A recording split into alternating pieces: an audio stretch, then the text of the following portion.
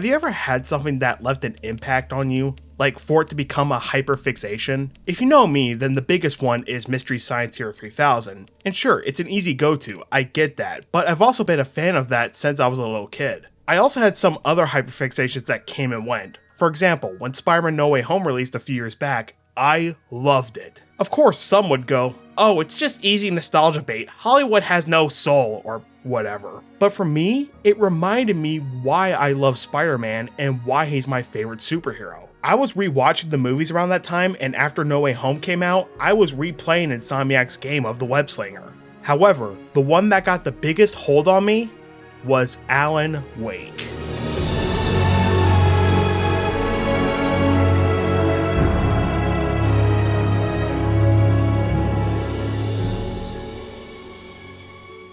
Truth be told, the first time I saw this game was thanks to a playthrough in 2020. This was when we were locked down at home, so I experienced a lot of gaming content to keep my mind busy. Now, I'm not saying games where you yell slurs and sexist remarks at people in the lobby. It was either playing games that I haven't played in a long time, or experiencing some I only heard of in passing through osmosis. The latter example being Alan Wake. I thought this game was cool. Watching the story unfold kept me coming back for more. At the time, I didn't have a way to play it. I wasn't sure if it was backwards compatible on Xbox One. Sure, I could have bought an OG copy and played it on an Xbox 360, but I didn't want to dig it out for only one game. Now, why didn't I play this on Steam where it was also available? I couldn't tell you. However, I didn't have to do that because 1 year later, Alan Wake got remastered for PC, PlayStation, and Xbox. The version I picked was for PlayStation 4, mostly because that was the system I spent the most time on, but this was one I left on the shelf for a while, until I decided to play it on April 7th, 2022,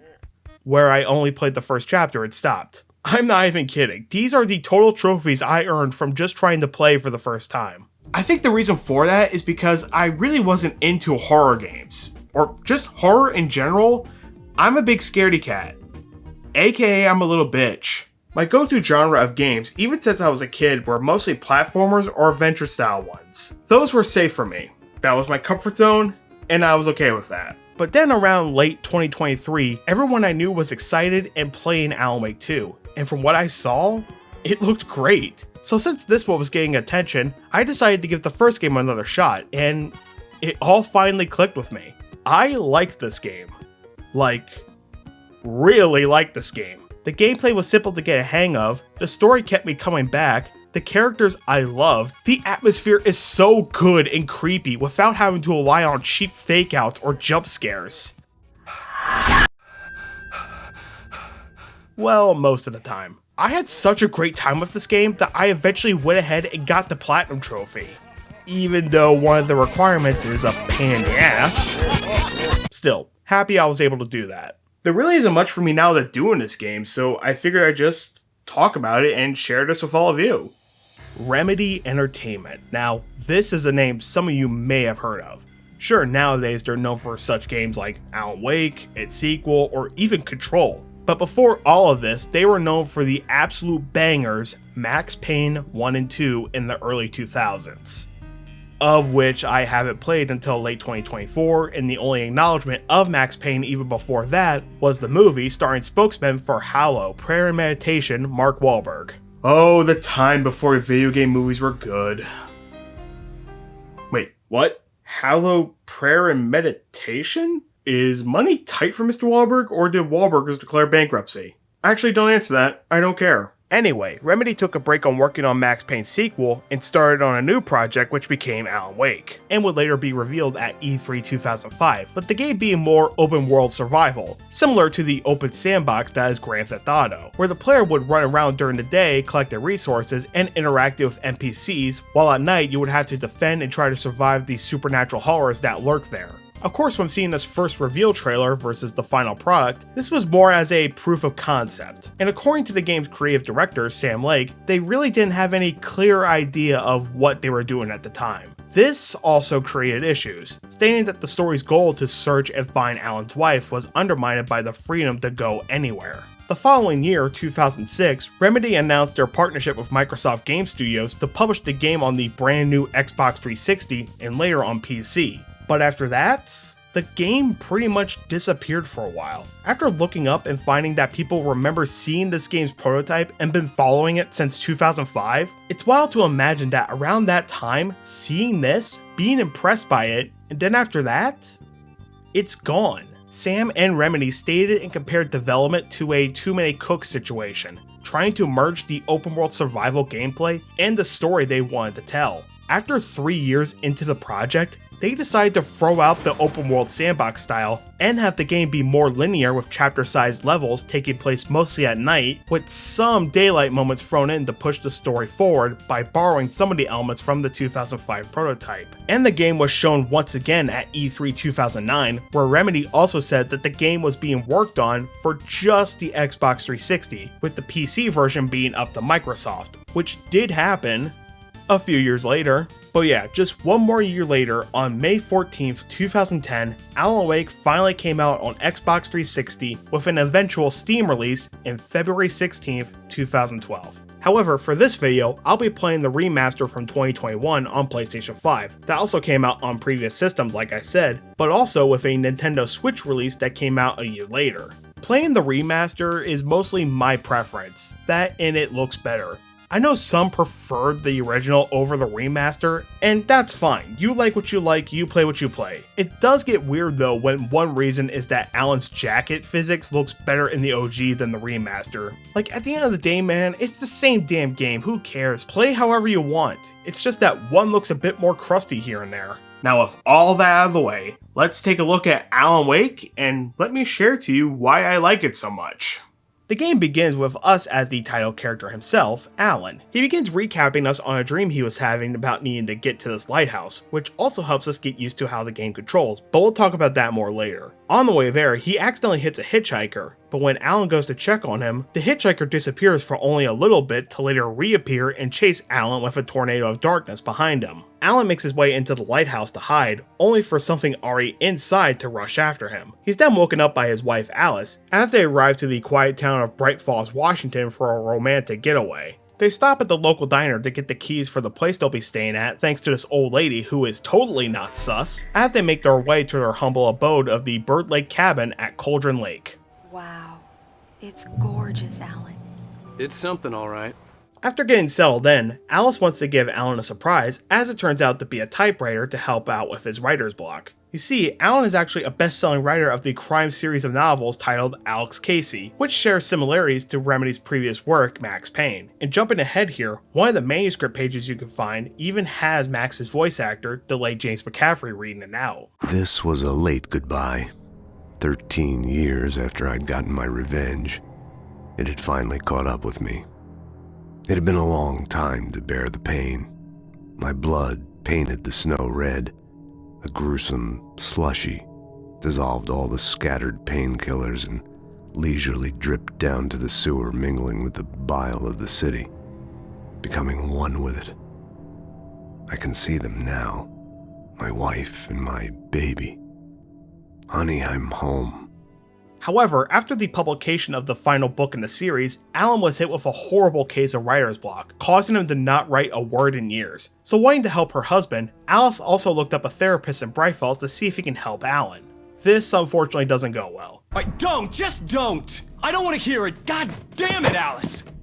Alan goes outside to clear his head, but suddenly the lights go off in the cabin with Alice screaming in terror. As he goes back in, he sees Alice sinking in the dark depths of the lake's water, and without thinking, he dives into the water to save her. Alan regains consciousness as he finds himself at the wheel of a wrecked car on the edge of a cliff, with no memory on how he got there, but he does know that something happened to Alice, with some quick flashes of the old lady from the diner, and Alice drowning. Alan does try to find some help, but when he does, he notices that they are off, with a dark, shadowy haze around them, and their voice sounding distorted. Premium cabins for rent in Bright Falls. Oh, hell. Carl Stuckey. Pleased To meet you. Non-refundable reservation deposit required. Fair and square. Alan runs to defend himself with a flashlight and gun, as he notices that light harms the man, and after he shoots Carl, his body disappears. Once he makes his way to a local gas station, it turns out that he's been missing a whole week since he and Alice arrived in Bright Falls. When Alan is able to get a hold of someone to help him, He's then met by Sheriff Sarah Breaker, and as he tries to explain where he and his wife were staying, she reveals that there is no cabin at Cauldron Lake since a volcanic eruption in the 70s, and when Alan tries to take her there to prove it, the cabin is gone. I'll explain more as the story goes on, but so far that is the basic premise. Alan and his wife tried to have a nice getaway, someone took Alice, and you have to find her. Even though it would look like their relationship seems rocky, it is clear that Alan and Alice do love each other very much. At some parts of the game, you do get flashbacks to their lives before the events in present day. We learn that Alice became a photographer and helped Alan with promotional photos for the Alex Casey books, as well as a fear of the dark shown via a power outage in their New York home. Alan does comfort her and also reveals that as a kid he too had a fear of the dark, as well as horrible nightmares. That is until his mom gave him a light switch from an old lamp called the clicker. Whenever he got scared, he flipped the switch and a light would make the nightmares leave. Here it is. Alan. Maybe it'll help you too. Yeah, nice story, writer boy. You made that up right now, didn't you? No. Seriously. I love you, even if you are a liar. Thanks for this. However, during this time frame was when Alan published his last book. The Sudden Stop was when his writer's block began, putting him under a great deal of stress, leading to numerous arguments with Alice, misuse of substances, drinking, sleepiness, and many violent episodes with the paparazzi. Before you say anything, no, I don't think he has or ever would be physically abusive to Alice during any of these moments, because if he were, personally, he would be unredeemable in my opinion. After a recent argument and a TV appearance from a book tour, Alan promises that he and Alice will go on a nice quiet vacation to get away from everything. Once this is over, let's go away together. A vacation. Just you and me. Some peace and quiet. Now, since we've already talked about these two, what about the other characters? Sheriff Breaker we also were introduced to after Alice's disappearance and does help to try and understand Alan's situation as the game and story unfolds. Now, how can we learn more about the characters? Well, we have to look inside the game's instruction manual for that. Okay. We are then introduced to Alan's agent, Barry Wheeler, who I didn't know until looking at the manual was also Alan's childhood friend. Now, I could have looked at the game's wiki page to find that out, but you know, that isn't quirky! Barry does arrive at Bright Falls after being worried due to not hearing from Alan or Alice, and of course is skeptical from what he's trying to tell him. Seriously, Al, what you were saying in the car? Just listen to yourself. What, you shot a guy and his body just disappeared? When was the last time you slept? What, are you high? Listen, you hit your head. I mean, geez, Al, come on. You gotta understand how crazy all this sounds. If you're trying to pull a joke on me, freak me out, it's working. Ha ha, let's have a laugh on Barry. Well, you had me going there real funny, Al. You can quit it now. But he eventually does believe Alan after seeing the supernatural events himself and is by his friend's side going forward. Yes, like Alan, Barry can come off as an asshole, but like any character, he does evolve to the point where you do like him, and there are moments where you can tell that, yeah, these two are best friends. The Bright Falls General Store is now my favorite place in the entire world. See this headlamp? It's like a superpower. I can just look at one of those things and they die. It's my flaming eye of Mordor. Hey, I want a headlamp. Last one. Bastard. The next one is a minor side character, that being Rose Marigold, who is a waitress at Bright Falls' Oh Dear Diner, but is also a big fan of Alan Wake. She has all of his books in the Alex Casey series, a shrine that consists of Alan's headshots from newspapers or magazines, and she even nabbed a cardboard cutout of Alan from the bookstore. I got the cutout from the bookstore when they took it out of the window. And you keep it here. Well, okay. Good for you. There is a bit more we get of Rose, but we'll get to that when we get to it. The same can be said with the next one, the psychiatrist Alice tried to set Alan up with, Dr. Emil Hartman, who himself has a book titled The Creator's Dilemma. But Hartman is also known for, aside from looking like an asshole in his Mr. Rogers cardigan, is helping, or at least trying to help people with their art forms. Either it's writing, painting, video game design, or music like these two, Tor and Odin Anderson, known in their prime as the rock and roll band Old Gods of Asgard. They were huge, but in 1980, they canceled their final album due to their band member, Bob Bob Balder, or Fat Bob, passing away from leukemia. After that, they retired on their old farm, but afterwards, in the year the game takes place in, 2010, they began to suffer from mild dementia. They either do help Alan with some things, telling him to not trust that old lady nor Hartman, the latter of which Alan doesn't already because he sucker punched his ass. Or sometimes, Odin just wants to listen to the Coconut song on the diner's jukebox.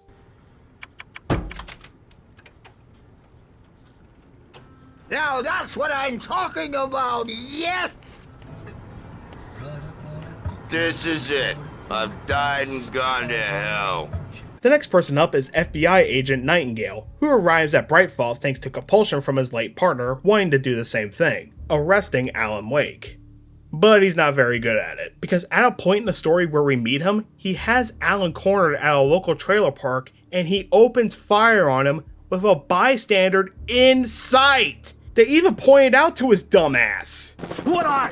I'm standing right here, you goddamn maniac! You think he would stop right there, but no! He does it again moments later!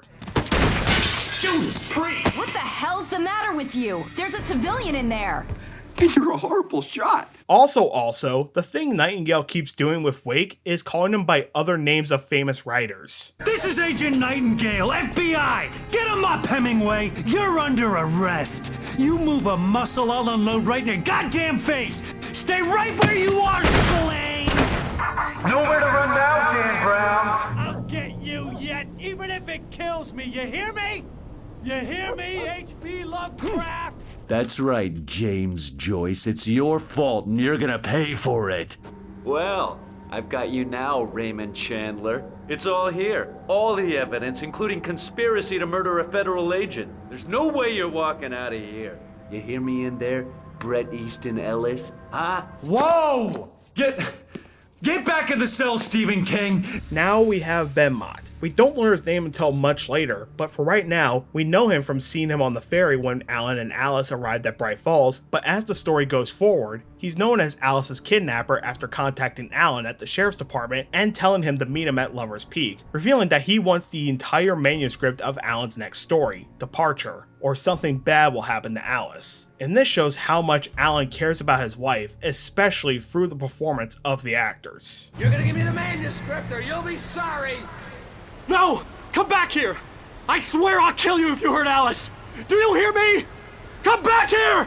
And yes, I said actors, plural. You see, Alan is played by two people. His face and pretty much entire model is portrayed by Finnish actor Ilkka Ville, while his voice is provided by American actor Matthew Peretta. With Ilkka, sure, it's all motion capture, but there are rare moments where we see Alan in live action on TV, whether it was him in a writer's room writing a story while being monitored by someone or something, or when he made a guest appearance on a late night talk show. Finally, or at least for right now, because there are more characters to talk about, but I want to save them for when we get closer to the end of the game. But for now, we have the big threat here, the Dark Presence. Its normal appearance is a heavy fog of dark smoke and shadows that is from the bottom of Cauldron Lake. Even Alan commented on how dark and eerie it looked when they arrived there. The water was black. I couldn't help but imagine all sorts of horrors lurking in the depths below. But for right now, the Dark Presence wears a mask, that being of this old woman named Barbara Jagger. The Dark Presence will constantly try to stop Alan throughout the story with people who were unfortunately taken over by its influence. These are called, well, Taken. We already saw an example of this with Carl Stuckey, as it turns out that he was the person who was supposed to give Alan the keys to the place they were staying at. There is more to go on about with the Dark Presence and Barbara Jagger, but I want to save that for the end with spoilers. But what we know right now is that it has Alice and there was actually no kidnapper, so who the hell is Ben Mott in this situation? Well, it turns out that Mott was hired on to pretend to be a kidnapper by none other than Hartman, including blackmailing Alan to give him the full Departure manuscript. And after waiting for him at another location, this time Mirror Peak, Mott reveals to Jagger off-screen in the distance that they never had Alice and only wanted Alan's work. Sorry, please, late. The boss didn't know who he was messing with. I didn't know. I swear, I didn't know. We don't have his wife. We don't know where she is. She's probably drowned. We just said we had her to make a play ball. You see? They got him writing for us. It doesn't matter because the dark presence turns into a tornado and just kills Mott. Alan of course gets sucked in too, but manages to fall into the water below, only to be saved and sedated by Hartman, making him believe that all this that's going on is in his mind and that Alice is dead. So I'm just going to say this. Alice is dead. No. You're in a very vulnerable state until you understand and accept this. Bullshit. Bullshit. Alan then learns that Hartman and Mott were buddies not only thanks to... What the hell is the angle of this picture? It's like someone wanted to take a nice photo of the lodge, but next thing they knew, these assholes decided to photobomb it. Anyway, he finds out from not only that, but earlier in the game, when Alan gets a call from Mott and he has Alice on the phone. The most stubborn man I've ever met. Alice? Alice? Alan. I'm so afraid. It keeps me in the dark. Please help me. I look at you, Alan, and it's not you. Something else. Looking out from behind your eyes. Alice, I'm here. I'm so alone here. It's all gonna go to hell. You need to be careful. Cooperate. It turns out that it was an audio recording that Hartman had with Alice way back that they chopped up to have Alan play along and keep writing. Well, if you can just get him here, I'll absolutely do my very best. Yeah, but Doctor, you need to be careful with him. He's not just going to listen to you and cooperate. He's the most stubborn man I've ever met. Well, I'll be sure to bear that in mind. The facade does finally end as Hartman tries to have him and Alan work together, only for the Dark Presence to invade the lodge, with Alan locking Hartman in to have the darkness deal with him, and Alan being smug about it, like, I did a naughty. Now with the Dark Presence being the true cause of everything happening, it's also interesting to reveal another one of its abilities. I already revealed how it turns someone into Taken, being puppeteered to follow the Dark Presence orders. Another thing that can happen to someone is just being touched by it. This doesn't make them a Taken, just mostly for the Dark Presence to use their mind to do their bidding. From what I looked up, the Andersons were touched by it from the unfiltered water at Cauldron Lake they used for their moonshine, which could have also caused their dementia. However, the only one we see in the game that was touched and controlled by the Dark Presence for a short period of time is Rose. She calls Barry to say she found more of Alan's pages, but it turns out that Rose is under the spell and brainwashed to do what Jagger wants. They go to her trailer but pass out due to Rose putting sleeping pills in her coffee to knock them out. I don't blame Rose for this, because after the darkness is no longer there, we see her rocking back and forth traumatized in her living room. Like, come on, I can't hate her, she didn't ask for any of this. But Barry, on the other hand, what does he do? He steals the cardboard cutout from her. That sick bastard. Hell, even when the Dark Presence makes them crash their car escaping the lodge, the cutout was Barry's biggest concern after checking for Alan. Jeez, it's good to hear your voice! I was trying to get out of the car, but the ground gave way! Man, what a drop! Don't worry, your cutout is fine. I may be bleeding out, but it's okay. The cutout, now known as Cardland Wake, is safe. Nearly forgot I was talking about a video game here, and not a... well, I don't know.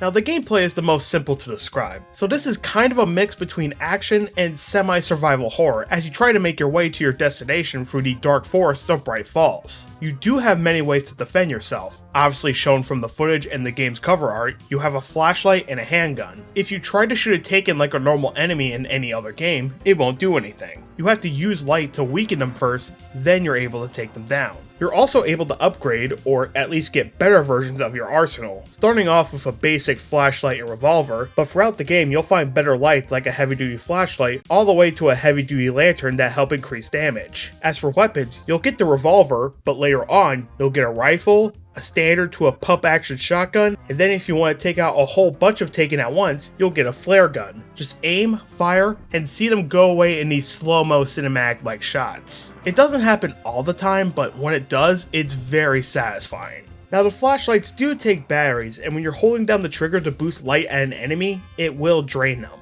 But what I found out is that if you slightly hold it down, it'll put you in an aiming-like position, but it won't drain your battery. Or sometimes with Taken, or these splotches of black goop that appear every now and then, you can just point the flashlight at it and just stand there.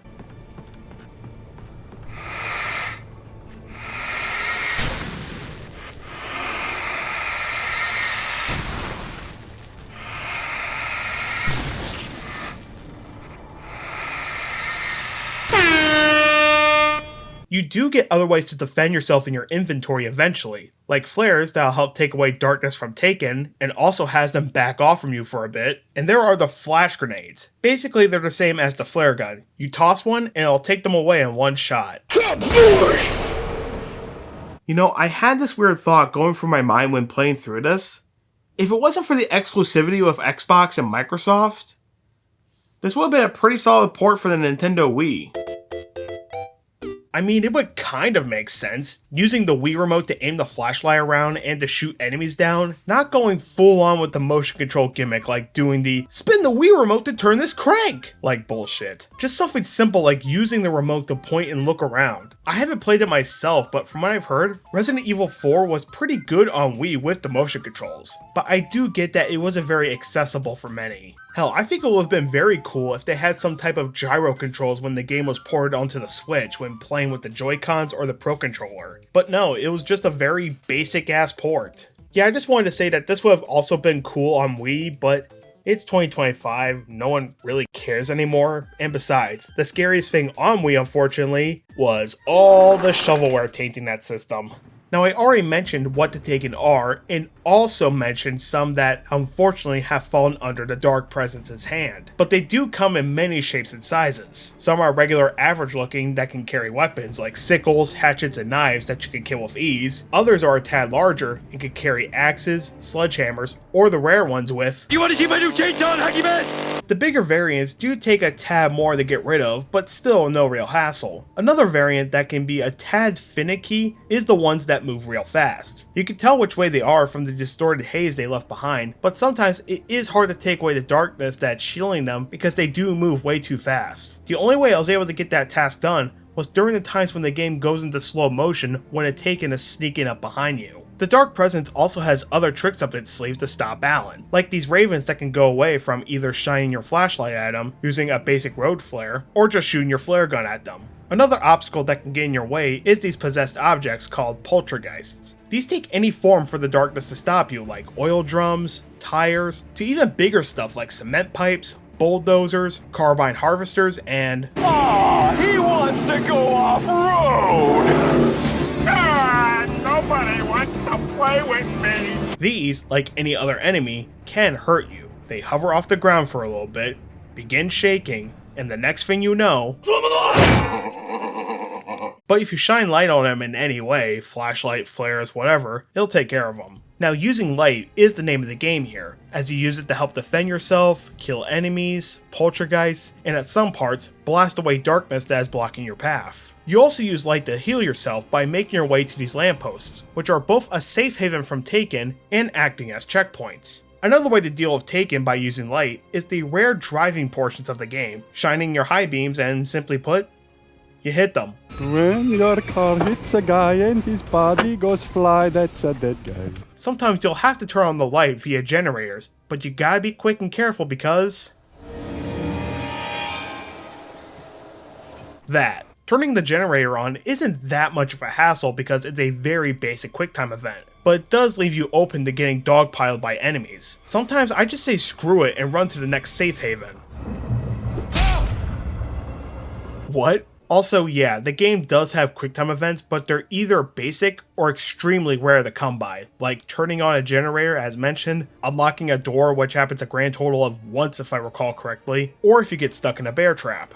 Yeah, bear traps are another thing that'll attract Taken to you, but they are very easy to deal with by either walking around them or simply shooting them shut. I didn't get caught by any of these during my recent playthrough, and the only time I did was just to show what happens if you did get trapped in one. But even then, they're just as simple as tapping the button. You know, it's so weird talking about Alan turning on generators nowadays, given that he's now a playable character in Dead by Daylight, where you have to fix generators in order to escape. As I mentioned back at the beginning, this game was structured in a more linear chapter-like format rather than the open world style shown off in E3 2005, and the game is chopped up into 6 different chapters, also titled as episodes as if it was a TV show, with 2 special episodes taking place a little bit after the main game story, or in other words DLC. They even treat each episode as if it was part of a TV show, to the point of the following part having a previously on segment, and each episode ending with a creditless end credit segment. But each of these end with actual songs by Roy Orbison, Poe, Nick Cave and the Seeds, David Bowie, Anna Terheim, and Depeche Mode. I would share which songs are playing, but because of YouTube copyright, I can't really do that. However, I will share which Bowie song played at the end of the game when we get there. There are also 2 other artists I forgot to mention here, that being Poets of the Fall and Old Gods of Asgard. That's also because both are the same, or just that the music of the Old Gods of Asgard is played by Poets of the Fall. We get 2 Old Gods of Asgard songs in this game, one I'll talk about soon, but the other one we do get to hear once we get to their farm, Children of the Elder God. The song plays while you're having to fight waves of Taken. I keep jamming to it because it slaps, but I tend to forget that I'm actually playing the game. Warriors, torchbearers, come redeem my dreams. Shine a light upon this night above the worldly fiends. All is might be your guide, divorce you from their sin. Hammer's way will help it say, rise up in their name.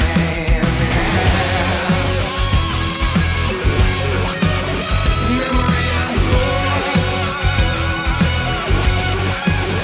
jet black and cold. Children of the elder god. Oh shit!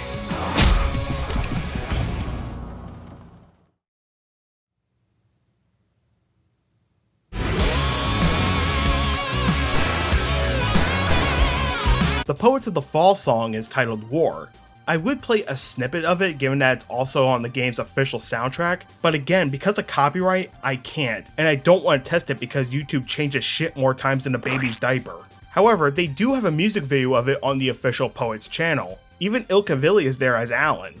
The structure of these, as I've already said, would have you going through the woods of Bright Falls. Now they do change it up a little bit every now and then. Sometimes you'd be adventuring during the day, but it's only for you to get to your next destination or story beat, so the game is at least 95% at night. Another moment is when the darkness hits town and you have to defend yourself and make your way through Bright Falls. But again, the locations and sites you'll be exploring the most are the woods. Now you may think you get lost or everything would look the same. Well, no. The game has this little compass to help point you in the right direction, and those lampposts also help lead you there as well so you don't get lost. Also, thank God this game doesn't affect our visibility despite taking place at night. The colors used here are very cold and burnt out, but still allows the Taken to pop out and not blend into the environment.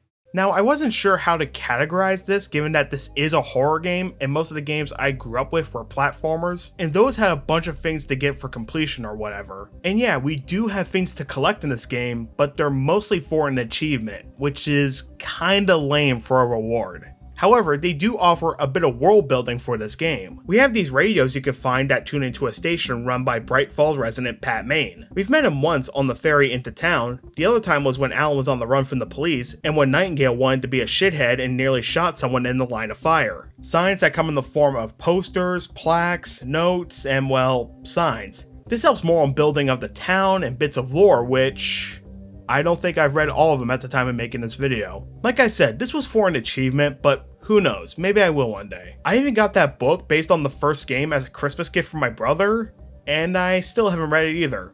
I'm just convinced that sometimes I have the attention span of a goldfish. You can also find these TVs that hold on to either bits of story of Alan inside a cabin writing, more on that later, but they mostly have episodes of a popular TV show known as Night Springs, which Alan wrote episodes for before he became an author. Now you may think that it's just the title card and that's it, but no, these are full episodes that sometimes clock in at about 3.5 minutes that you can stand there watching the whole thing, or you can just walk away like it's a rerun you've already seen. There are also these coffee thermoses scattered all over the place that you can nab. However, once again, like some of the other stuff to find, it's mostly for an achievement. But the biggest meat and potatoes you can find in this game is the manuscript pages. As we know, the manuscript is for a story called Departure, When Alan finds the first page, he recognizes the title as the next story he plans to write, but it turns out he already wrote it, yet doesn't remember doing so. These help both Alan and you know the events that will or have already happened, because when you do find them, they are random and out of order. The man turned to face me. His face was covered in shadows. It was hard to make him out in the darkness of the forest that surrounded us, but the axe he lifted was plain to see. It glistened with the blood of his victim. He grinned madly. The shadows were alive, distorting his features. It was a scene from a nightmare, but I was awake. The air in the visitor center was heavy with an awful smell, as if some rotten drowned thing had crawled up from its grave. Rusty kept coughing blood. My eyes were drawn to the twisted shape of his broken leg. The attack had been vicious. Max whined in his cage. Rusty's eyes were wild with fear and terror. He gasped. "Mr. Wake, it happened just the way it was on that page." Nightingale felt the situation veering out of his control, but the gun at least felt steady in his hands. He was ready to fire, resolved that he would let this happen over his dead body. And yet he hesitated. He had seen this moment before, read it in the page. He was transfixed by the déjà vu and the horror that he was a character in a story someone had written. Then the monstrous presence burst in behind him and dragged him into the night. I hate it when a movie kills off a beloved character. This is great, though. The game can easily stand on its own with a good story, easy to understand gameplay, and characters you'll grow to like. But Alan Wake does take inspiration from many things. First off, and pretty much the obvious one, Stephen King, having the main character be a writer. Even Alan himself says that he was inspired by his work. As a teenager, just starting to get interested in writing, Stephen King had been a source of inspiration to me. I thought about all the inanimate objects that had come to life in his books. No one is safe in a good horror story. Certainly not the protagonist. That's what makes them fun. This was anything but. And they even do the classic axe for the door when Stucky attacks Alan, just like in The Shining. You mean Shining? Shh! You wanna get sued? The show Night Springs being a parody of Twilight Zone, even with a Rod Serling-like impersonator. Poor Dr. Colvin, felled by his own hubris or the ignorance of the masses. Perhaps he should have left the crate unopened, the decaying atom unobserved. Curiosity often kills the cat. In Night Springs.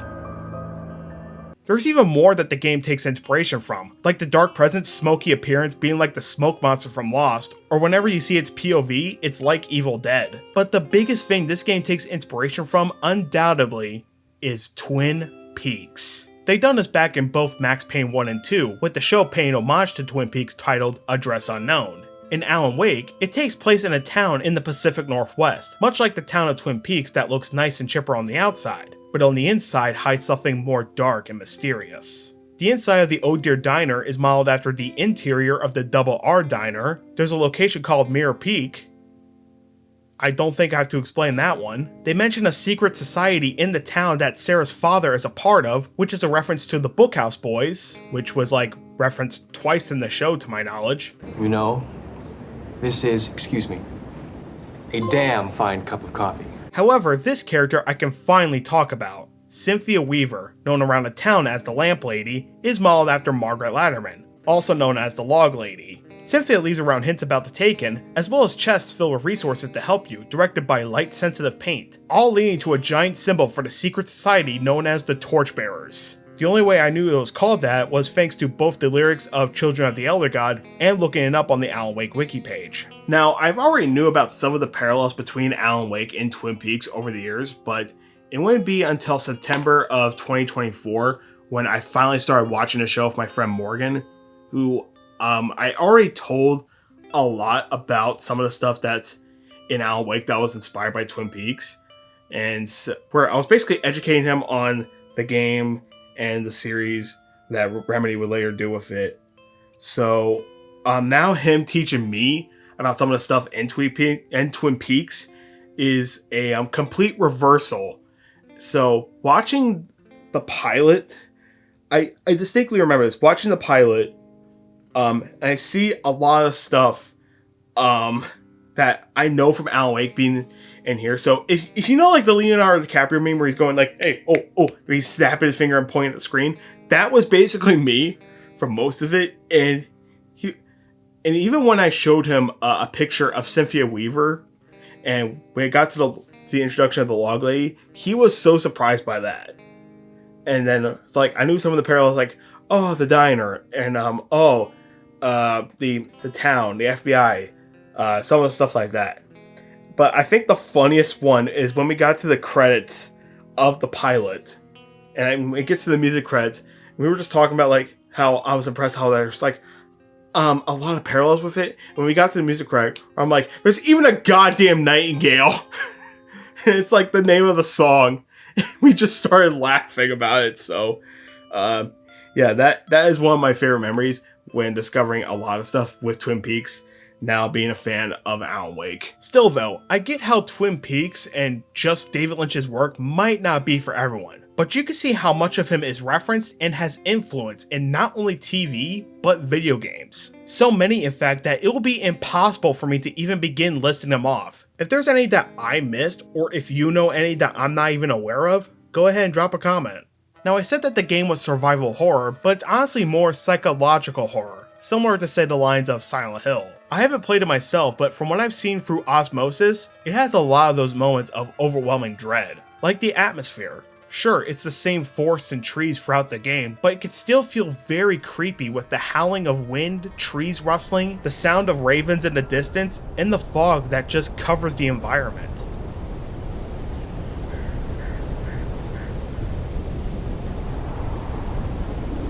This then brings me to answer this question. Is the game scary? Not really. I mean, I guess it can be if you're playing for the first time and not having any real idea of what to expect from the game. At least that's what it was in my case. Remember, the first time I tried playing this was back in 2022 and only got as far as the first episode. Honestly, looking back, I think I was more uneased by the atmosphere of everything being creepy rather than the game being scary. I already mentioned those quick flashes of Alice drowning and of Barbara. Well, those sometimes act as like a cheap jump scare. The game does have jump scares, but not to the point to where it'll be like a clickbaity YouTube Let's Play.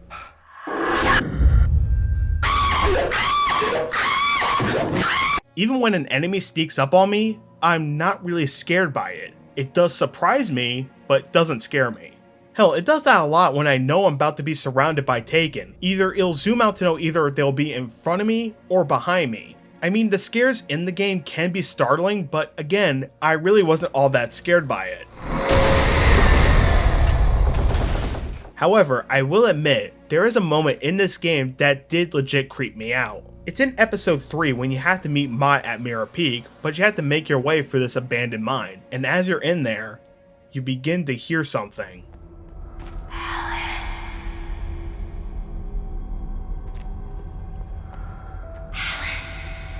Fuck this. That creeped me the hell out during my first full playthrough in 2023, and it still does. That's what I think this game does best, having an atmosphere and moments that are just creepy.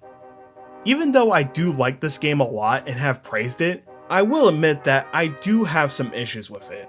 Now, it's not anything that ruins my enjoyment of the game, just some minor things I have with it. Now, there is a moment where a character is talking to me, telling some backstory. There will be a moment where another character will just, Barry, over here. Come on, Barry, come on, over here, Barry, come on. Okay, good boy. There are also parts where you have to do some platform-esque moments, and, well, they're not terrible, but they're not great either. I didn't really have any problems with these until very late in the game. Even then, I do get that some may have an issue with it. Driving can also be a tad janky. Now, these moments are extremely rare and are there to help you get to your next destination. There are moments you gotta be careful driving because when you slow down and turn, your car will drift and... that. There's also another moment where...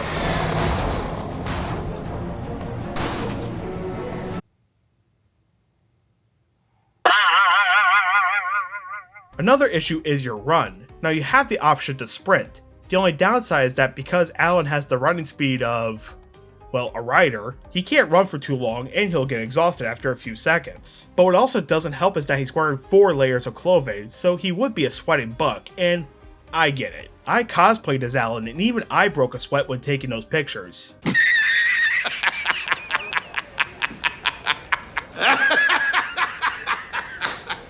But all these are just small potatoes in the long run, because there's a moment in this game that really frustrated me. Pick up the coffee thermos. Okay. Now, I already mentioned these as one of the things that you can collect throughout the game, along with the manuscripts, Night Springs episodes, etc. And there is a reason why I'm showing footage of me grabbing these things from the 360 version. That's because if you start a new playthrough on any version of this game, they don't reset the thermoses. Once you collect one, whenever the last time you played, it is gone. Why? Now I know you may be saying, oh, it must be like a small handful of these to find. It's probably not that big of an issue. Oh, no. And if you already found a good handful of these, what does searching for the rest of these mean? Alright, where would the next one be? No, I already got that one. No, I already got that one. Did I already get all of them in this episode? Okay, next one. I don't believe I got that one, so let's go and see. Okay. Nope, no I haven't. That shit! I honestly wish they did the same like most platformers, where if you already grab the collectible and return to that level, it'll be there but just translucent. The closest thing these remind me of is the blue coins in Super Mario Sunshine. If you collect one in that level, it's gone.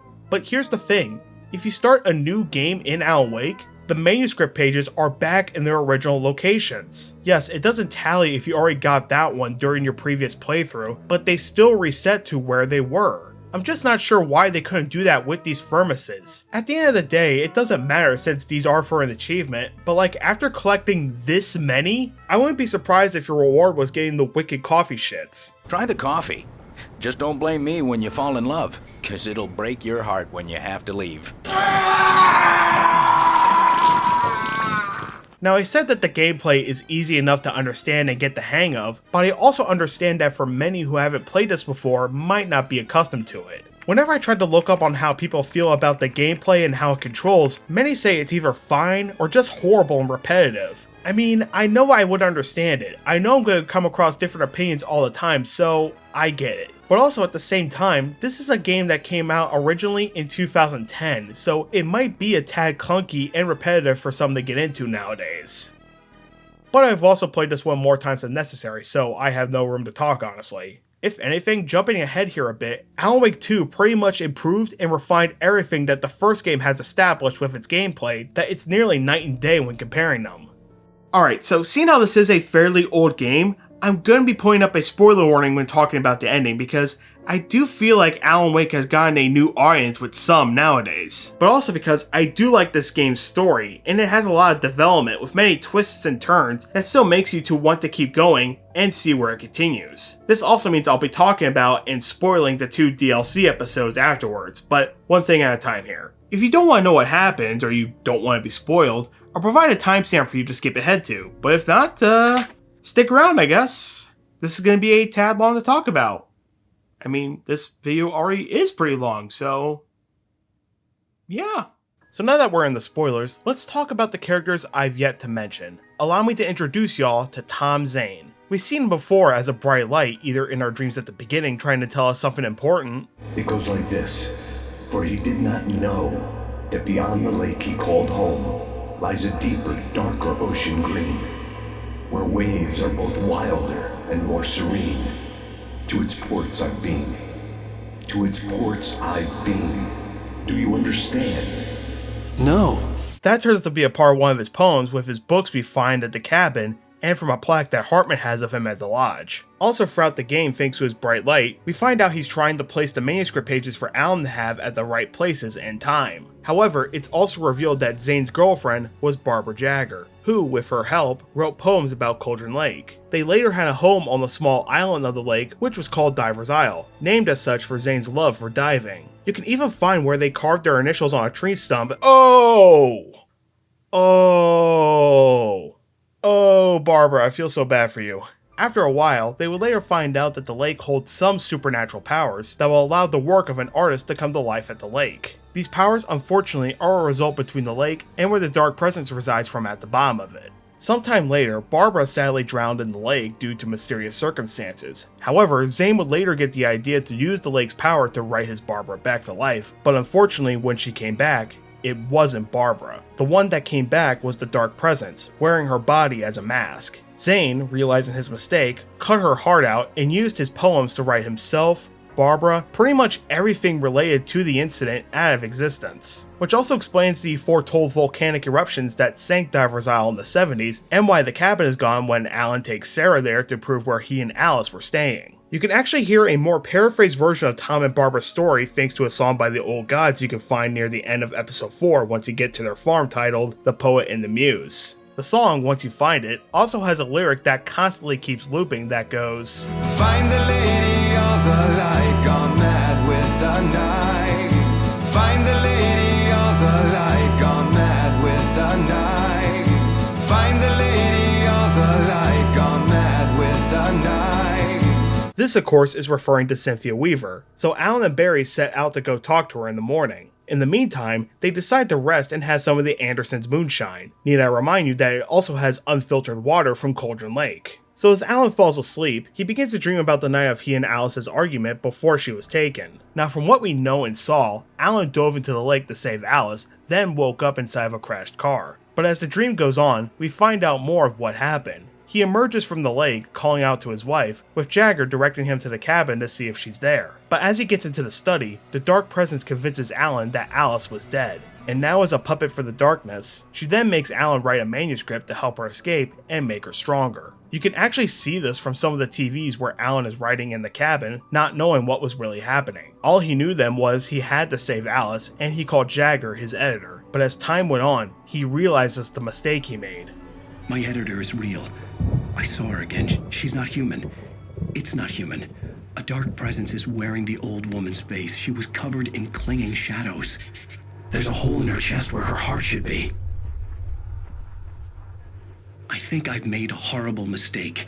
He notices the edits were becoming more and more darker and aggressive, turning it into a horror story. Alan also finds out that she knew the same circumstances with Zane, so with some bit of his awareness left inside him, he writes Zane into the story secretly to use his light to help him escape, which does make sense because what can overcome darkness other than light? This unfortunately throws Zane deeper into the darkness. Once Alan escapes, he loses consciousness from the week he was missing, leading to how the story started where he crashed the car. He awakens from the dream, realizing everything was his fault, followed by Nightingale finding and arresting them.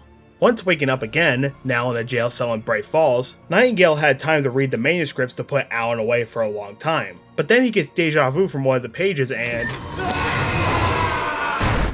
yeah, anyway, after getting free and dealing with the dark presence of Bright Falls, Alan tells Sarah that they need to find Cynthia Weaver, as she seems to have the answers and help for this. They make their way to the Bright Falls power plant where she currently lives now, and helps lead Alan and friends to a place called the Well-Lit Room. This is also where we learn more about Cynthia. She was friends with Zane, but also had feelings for him at the same time. In fact, not only was she pretty jealous of Barbara being with Zane, but when she died, Cynthia was a mix of sad that she was gone, but also happy. During the events of Tom and Barbara's story, as he was writing to fix this, he actually went ahead and gave Cynthia the role as the Lady of the Light, which makes her a protector of the town by looking after the lights and keeping everyone safe in case something lurks in the dark. She also reveals Zane communicates to her via her dreams, lights, and for the TV, which is like the same of what Alan was experiencing. Cynthia has also been using light-sensitive paint that can only be seen by someone who is touched by the darkness, which also reveals all the chests that we can find during our journey. But while some of the paint revealed tips that can help us, some you can tell were by Cynthia once you learn everything about her, Zane, and Jagger. I miss you, Tom. Tom, Tom, Tom, Tom, Tom. Did you write this? Tom, Tom, Tom, Tom, Tom. I curse you, Thomas Zane. Once they all get into the well-lit room, they see a shoebox that Cynthia has been guarding, waiting for Alan to retrieve it. It turns out that it's the clicker along with a page, but not written by Alan. Rather, it was written by Zane, revealing that Zane wrote into reality about Alan having nightmares as a child, and his mom gave him the clicker so that he could sleep peacefully at night. The page also preludes to Alan holding the clicker as he dove into Cauldron Lake, and that's what Alan sets out to do. But he has to go alone, as he has Barry take Sarah's gun and hugs Alan goodbye. Good luck, Al. See you later. Aww, that's actually really sad. He's hugging his friend like he's never gonna see him again. But, you know, I'm sure that's not the case. In the end, Barry wasn't going to shoot Sarah. They both knew that. Once she had no chance of catching up to Wake, Barry gave up the gun and sat down on the floor, shielding his face from the merciless glare of the well-lit room. "I don't think I'm ever going to see him again," he said in a weak voice. Sarah didn't have it in her to be mad at him. Besides, he was probably right.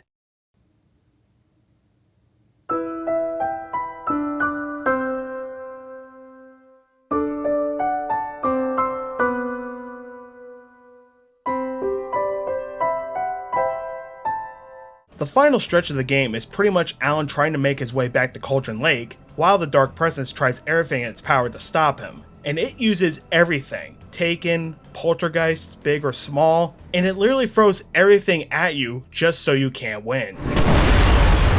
That's a huge bitch! This pretty much also makes sure you've mastered everything the game has shown and taught you, so the evil can't defeat you.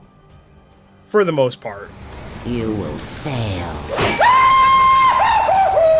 Once you make it to Cauldron Lake, you have to defeat the Dark Presence as the giant tornado of darkness, with boats, planes, and buses sucked into it. When I first played this, I thought you had to shine your flashlight or use the flare gun on these as they pass by to weaken it, but no, you just shoot the flare gun at the center a few times while avoiding the Ravens to defeat it, and it'll go away.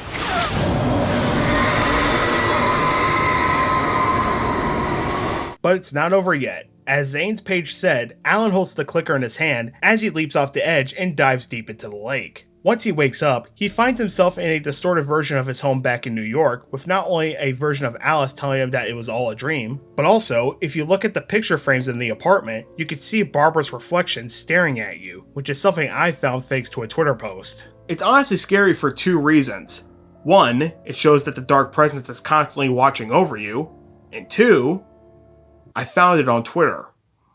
He finds it in the living room floating letters that spell out clicker. He shines his light on it and there's the clicker. After the facade goes away, Zane comes in to guide him through this dimension that resides at the bottom of Cauldron Lake, known as the Dark Place. Also while down there, Alan finds a mirrored version of himself that Zane said is named Mr. Scratch. Your friends will meet him when you're gone. Nonetheless, Zane tells Alan that because Barbara no longer has a heart because he cut it out from when he tried to save her, it's basically filled with darkness, so he has to replace it by filling it with light using the clicker. After willing the cabin to be real on his way for the Dark Place, Alan makes his way inside and finds himself face to face with Jagger, who reveals to him that it is much older than his first work, and that if Alan defeats them, the Dark Presence will simply find a new face to wear for someone to set them free. But Alan goes ahead, sticks his arm through the hole in her chest, uses the clicker to turn on the lights as she evaporates in the bright light, illuminating the cabin. Sensing Alice's presence nearby, Alan goes into the study with the final page of Departure still in the typewriter. He knows that he needs to write an ending to the story, that there needs to be balance, play out evenly, also knowing that it will come with a price. As he begins writing, we see the clock going backwards as it goes back to the night where Alice was taken by Jagger, with Alan diving into the lake to save her. Much later, the same week that Alan missed being trapped in the Dark Place goes by, where only this time with Alice swimming up to the surface and climbing to the broken pier of Diver's Isle with only one thing. Alan is not there. As much as Alice tries to call out for him, Alan is nowhere to be seen. He sacrificed himself to be trapped in the Dark Place so that Alice can be free. Meanwhile in Bright Falls, everything seems to be normal as the residents celebrate their yearly town festival known as Deerfest. But you can see some sprinkles of future things like Rose possibly being the new Lady of the Light, with Nightingale lurking in the shadows behind her. However, we get one last scene with Alan writing the manuscript in the Dark Place, as he types out what he knows about Cauldron Lake, its power, and the whole other dimension that lies at the bottom of it. It's not a lake. It's an ocean. Alan, wake up. And the final song that plays during the credits that perfectly sums up the distance now between Alan and his home, that being his wife and friends, is David Bowie's Space Oddity. This unfortunately will get replaced years later due to the license expiring in the original PC release. The song they use now is an original piece called Strange Moons, created by the game's composer Pietro Alanco, and it's good. I mean, I'm not gonna like or dislike one more than the other because I think they both get the point across. But I do think that Bowie's is a little bit better due to the lyric "Tell my wife I love her very much." It does hit a little bit harder given the story. Now you may think this is where the story ends, but we got 2 extra episodes in the form of DLC. The first one released on July 27th, while the second and final one released on October 12th, 2010. And much like covering the rest of the main story, there will be spoilers here, which doesn't really matter because this is the spoiler section of the video. This seemed rather redundant. Let's start off with the episode titled The Signal. Shortly after the main game ended, Alan sees himself struggling to remember where he was before this moment, even with distorted versions of his memories when he first arrived at the diner in Bright Falls. After going in the back, Zane was able to make contact with Alan and tells him to try and not go further, and shows a video of Alan struggling and telling events beginning to play out. Suddenly, Wake found himself face to face with himself. Now seeing this, Alan remembered that he's in the dark place with Zane telling him that he'll try to find a better place of contact. But as he leaves, Alan loses balance and suddenly a collection of TVs with the other Alan telling another message. Day had become night. The diner had become deserted. Then the door was smashed off its hinges and Wake had to fight for his life. Oh yeah! After escaping, he sees the world getting more distorted with objects and environments not originally being there. Once getting inside a house, Alan finds a manuscript page of his, but the words are all jumbled, but he managed to focus on the word phone. He answers it to have Zane on the other end say that he's still trying to reach out for Alan, but he seems to be still drifting further away and deeper. Side note, I do like the small touch on the compass on the UI going all out of whack whenever a shift or when Alan seems to be sinking deeper. But yeah, that is the basic gist of the signal. Alan is in the dark place, Zane is trying to reach him, and while dealing with whatever the other Alan is throwing at him. The town itself turned against Wake. Cars flew toward him. They cracked bone and crushed muscle. It oozed hate. It wanted to bury him. And given that we're in the dark place, they do have some things different than the real world. As already mentioned, the environments as you go deeper become more and more twisted, and some enemies change, like the Ravens are now replaced with Alan's books. But also, to get resources like ammo and batteries, you have to shine your light on the jumble words that say whichever end they appear. They also use light to help out with Taken. Like this moment where you're in a basement and you use these furnaces with the word blast on them. Shine your light on one when a Taken is chasing you and... Plus, shining your light on some stuff also lets you get to spend more time with Barry. Or at least the Barry in Alan's imagination, as he also tells you to reach the signal on the phone's GPS while also shooting the shit with his friend. Woo, mama! Hey, Al! I guess the pen is mightier. If you complete that sentence, you're fired. Mightier than the sword. You're fired. Aww. This one seems to be very heavy on combat, which is why I'm not going deep into the story like I did with the main game. The signal is also where I died the most this time around, but again, that's mostly because of the other Alan describing stuff and having me getting ambushed by Taken or poltergeists. Like at some parts in the main game where I was able to say screw it and run to the nearest safe haven, this time around I can't do that, and I easily got my ass handed to me. It's not hard, it is possible because you still get fed all the types of ammunition you've gotten from previously. Sometimes the encounters can be challenging but not annoying, and yet there will always be that one fight that can just FUCK RIGHT OFF! Once you're able to meet up with Zane, he reveals that it's not the darkness causing this to happen, but Alan trapped in his own nightmares and fighting himself. This makes Zane disappear, as Alan has to fight himself. What did I say earlier? Oh, yeah, this fight can FUCK RIGHT OFF! What you have to do is destroy the TVs around the other Alan by shining your light at them, but at the same time, you're getting dogpiled by Taken and poltergeists. Here's the thing, this part can teeter-totter between annoyance and bullshit. You have so much to focus on. Destroying the TV like a basement dweller playing Call of Duty, people hitting you like it's high school all over again, and finally shit getting thrown at you like this poor kid. I'm not sure to call it an awful fight, just annoying. And I get the basics to fight the Taken and other enemies at the same time, but it should not take me nearly 13 minutes to do so. I also know that those who have played this game and seen this video, but given YouTube's algorithm, which is no, I know that I can use the flare gun, the weapon that I've used the most of in the base game, to make this fight a hell of a lot more easier. But I didn't have any ammo for that when I got here when I'm recording footage for this video, so I'm gonna bitch. Abandoned by his only ally, all wake.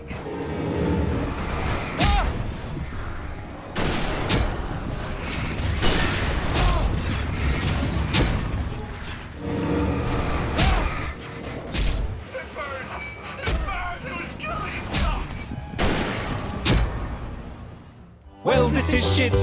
Okay, so once you get through that dog water of a boss fight, other Alan is screaming in pain, which causes Alan to pass out in agony. Once Alan wakes up, he sees himself in an echo when he was in Hartman's custody at the lodge, but in reality, Alan is in the study back at Cauldron Lake, surrounded by manuscript pages and losing himself.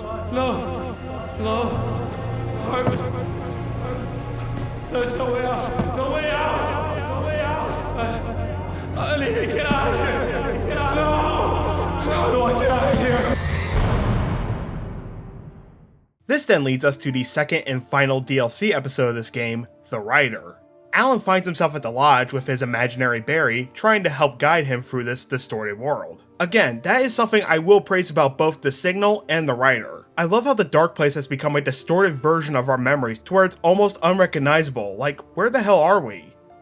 Well, hell, actually, now that I said it out loud. There's even a part that's basically a big-ass wheel that can be classified as the greatest hits of Alan's memories since arriving at Bright Falls. Also, for whatever reason, the ambience and the wheel creaking reminded me of the ambient track that played on the scene selection menu from one of my old MST3K DVDs.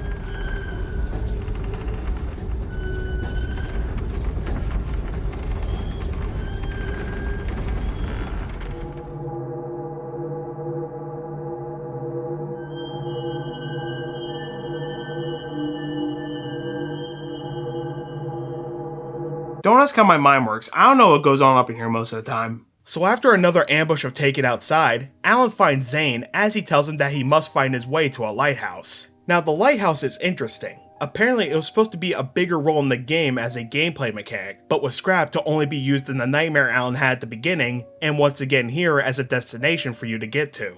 After some time, Zane mentions that the Alan we're playing as in this DLC is the one who doesn't want to give up, meanwhile the Alan that is in the cabin is the one dreaming, lost in darkness, slowly going insane. Now if you're wondering about Mr. Scratch, the one we saw when Alan dove into the dark place, well Zane was quick to put that to bed, with Alan not having a full understanding of it all. And the one you called Mr. Scratch, he's me as well? No. Zane, are you playing some kind of game with me? I am not the author of your story. How can you say that when you wrote that page about me in the clicker? It wasn't one of my pages. You directed me to it. You had Weaver guard it.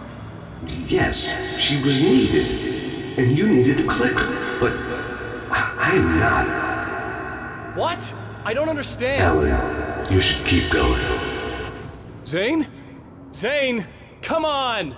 Now with the whole page about the clicker being written by Zane, my best possible guess and personal theory is that he had time to write this when Alan was able to escape from the bottom of the lake when he wrote Zane in as the bright presence. But again, that's just me. I could look up 20 Reddit threads or watch 100 game theory videos on this, but at the same time, that'll turn the white noise in my brain trying to look all this up, and Lord knows this video's going on long enough. Afterwards, Alan sees an imaginary version of Hartman talking to a version of him with a TV on his head and trying to make him come to terms that all of this is his fault. Even playing an audio recording of Alice berating Alan. All I ever wanted was to help you, Alan. I ate all the shit you handed out and tried to understand your pathetic, wealthy white male drama, until my life consisted of managing your never-ending crisis. I hate you for your childish temper and the arrogance and self-indulgent pride that undermine all efforts to drag you out of the hole you insisted on digging for yourself. I hate you for leaving me in the dark with that insane monster bitch! All you had to do was act like a loving human being for once in your life and stay with me. If your dramatic exit hadn't been more important than making sure I was all right, she would never have taken me. I don't know where you went, but that's okay. I don't want to know. I don't think I'll ever be all right. The only thing that keeps me from killing myself is the hope that I'll never see you again! Of course, Alan knows all of it is bullshit, and the Dark Place is just trying to drag him down and twisting something that isn't true, but at the same time, it was also a wake-up call for him. He realizes that he did not want to be that kind of person anymore that lets his doubts and fears get the better and drowning him, which is what the version of Alan back at the cabin wants to happen. He wants to give up. This also leads to another thing I really like about both DLCs. At some parts, you'll find jumbled words that say memory, and sometimes they are audios of Alan and Alice. One time, it actually shows them doing a photo shoot for his newest book. In this one, near the end of the writer, is Alice giving him reassurance and basically telling the little head demons to take a hike. Hey, let me tell you something, Alan. I know how your mind works. You screw up, then you start analyzing it, and before you know it, you start writing all these horror stories in your head. Don't you? Come on, I don't do that. Yes, you do. I know how it goes. You're a complete failure. I hate you and I'll never forgive you for whatever it was that you did. Am I wrong? Oh man. See? I know you. But Alan, it's all in your head. It is. I love you, and I'm not going anywhere. After getting closer to the lighthouse, Zane tells Alan that he can't go any further and that he's on his own. Getting inside, he finds a lyre leading to a distorted path to the cabin at Diver's Isle. On his way there, he finds Barry depressed, thinking that Zane is his new best friend, which is very interesting. At first, imaginary Barry is very supportive and still wearing the Christmas lights he had back on in episode 5. But now, he's not, and has also become more bitter and resentful towards Alan. In fact, he says the only way Alan's getting in the cabin is through him, sporting an axe and a distorted voice like one of the Taken. Here we go! I'm earning a 15% commission. This, of course, is because the insane Alan is making this happen, representing the idea that everyone hates him. Here, Alan has to fight imaginary versions of Hartman, the Andersons, and Barry while dealing with Ravens, but it's nowhere near as frustrating or annoyingly long as the fight in the last DLC. Thank God. It was relatively easy to deal with, even though the last part hurt me the most. I'm so sorry, Barry! Alan is able to make it inside the cabin and finds the insane version of himself on the floor as he grabs a hold of him and helps get his sanity back. Having his mind clear now, he realizes that in order to escape the Dark Place and return to the real world, he has to write a sequel to Departure. My name is Alan Wake, and I'm a writer. Well, that pretty much wraps it all up. That was Alan Wake, and if you couldn't tell by the length of this video, I had a lot to talk about, just for the fact that I really do like this game.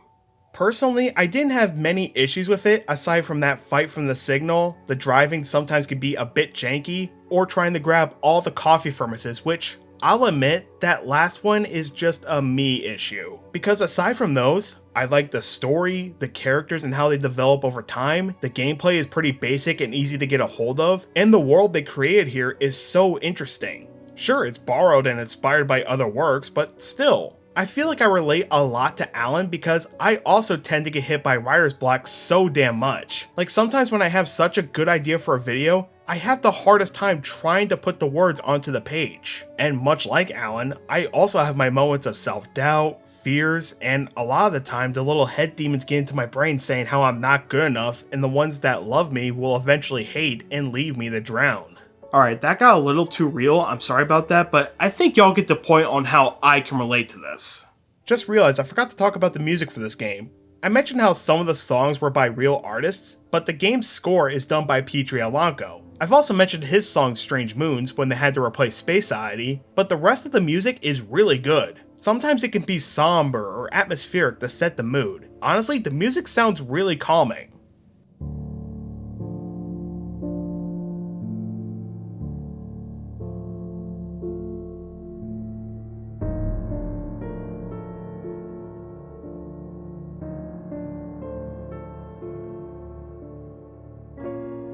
Yeah, when you're about to get killed in the woods, yeah, calming. That seems about right.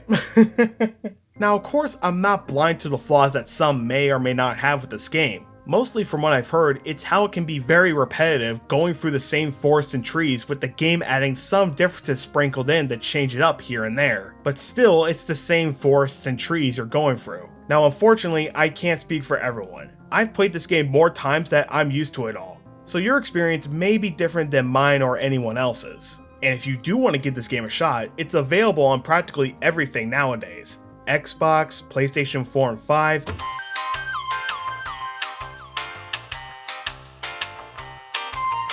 and Nintendo Switch. Now with that last one, I've heard horror stories about the Switch port of this game. Not the best looking one. In fact, I've heard it's worse than the original on Xbox 360. And keep in mind, the remaster is a more polished up version of the 360 game.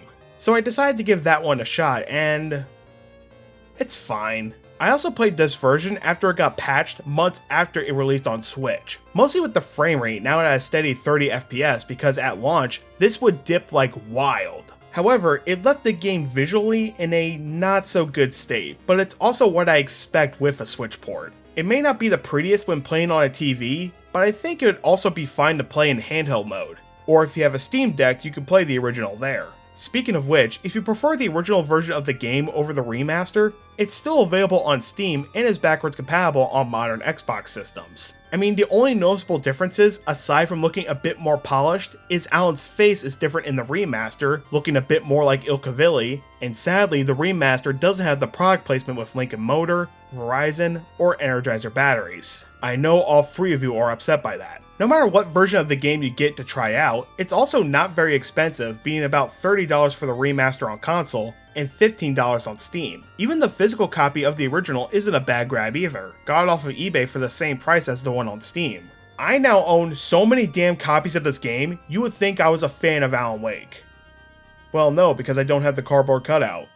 Yet. But damn y'all, this changed something with me. The story and the world building made me want to know more it can offer.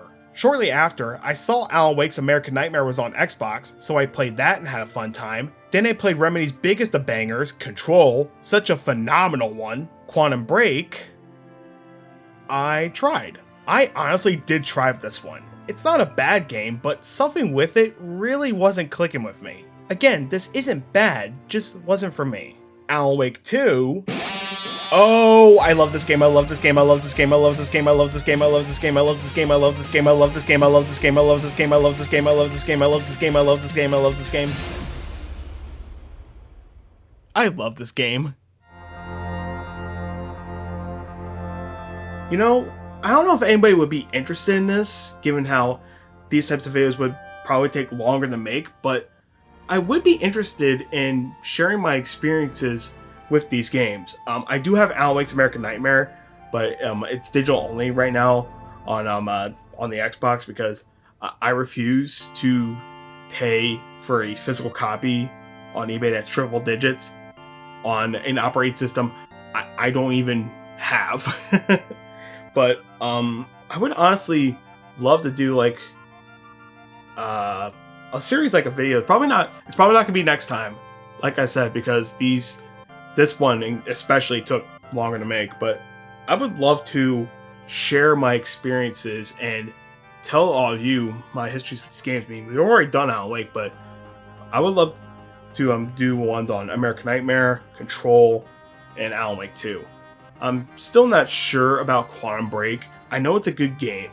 I know everybody says it's a good game, but like I said, I was a bit iffy on it. But I don't know, maybe one day when I play it for myself, then I decide to play it for a video. But that's just me thinking far in the future. But I would love to share my thoughts and experiences that I had with these games with all of you if you're interested. If you are, I guess go ahead and leave a comment below.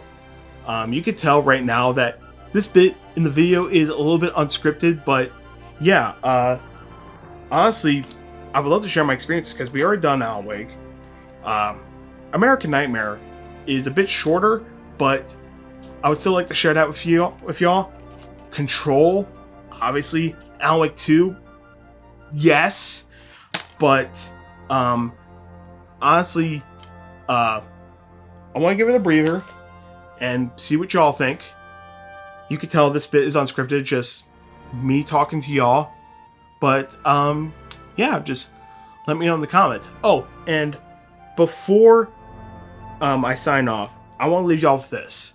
Given how Alan Wake ends with the phrase, "It's not a lake, it's an ocean," how long did it take y'all to notice the pun I put in the title of this video? I'll see you next time. Hey, I think Alan Wake here has something to say. What's that, Al?